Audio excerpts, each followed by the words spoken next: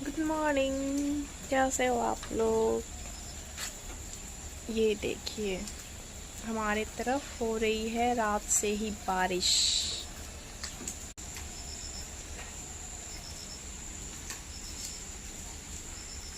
रात से ही कंटिन्यू बारिश हो रही है,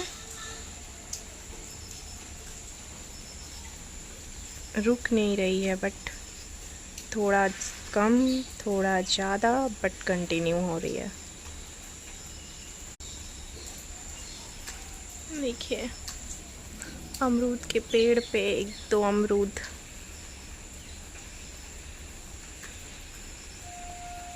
बारिश का दिन बहुत अच्छा लगता है, बट बाहर निकलने में अच्छा नहीं लगता है। बहुत हर तरफ गोबर, गंदगी, कीचड़।